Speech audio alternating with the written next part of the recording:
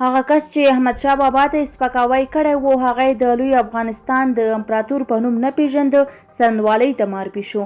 دا چې څرنګوالۍ به یې په اړه څه پرېکړه وکړي دلته موږ سره په ویډیو کې ټول حال کتلی شئ. درنو لیدونکو سلام، وخت مو نیکمرغه. د ولسی جرګې وکیلانو سرور جوادي څرنګوالۍ ته معرفي کړ. د ولسی جرګې یو شمېر وکیلانو د سیمه ییزو ارګانونو د پالیسۍ معین سرور جوادي ستر امپراتور احمدشاه بابا ته د سپکا.وی له امله لوی څرنګوالۍ ته معرفي کړی. تېره ورځ د سرور جوادي د یوه مکتوب 2 عکسونه خپاره شوي وو چې په هغې کې لیدل کېږي چې سرور جوادي د احمدشاه بابا سره لیکلي د ستر امپراتور کلمې لرې کړي دي، او کله چې په بل مکتوب کې دا کلمې لرې شوې نو هغه پرې لاسلیک کړی دی. که څه هم د سرور جوادي هغه خبرې چې د دې کار سپیناوی یې پکې کړی و پرون له سیمه ییزو ارګانونو په رسمي فیسبوک پاڼه خپرې شوې وې، خو خلک وایي چې دا د هغوی لپاره د منلو وړ نه دي.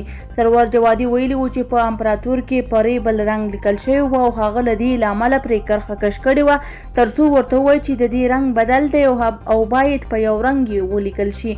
هغه وایي په دویم ځل یې بیا مکتوب دقیق نه دی کتلی او دا خبره ترې هېره شوې چې ولې پکې لوی امپراتور نه دی لیکل شوی.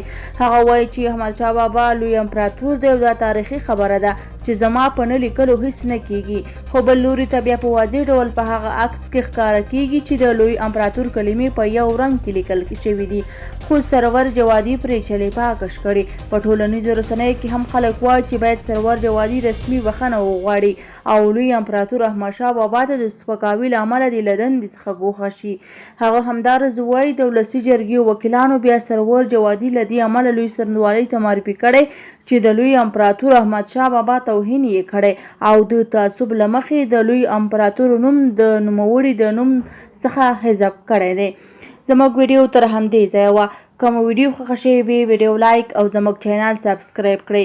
له توجه څخه مو نړۍ مننه. تر بیا ښې جارۍ.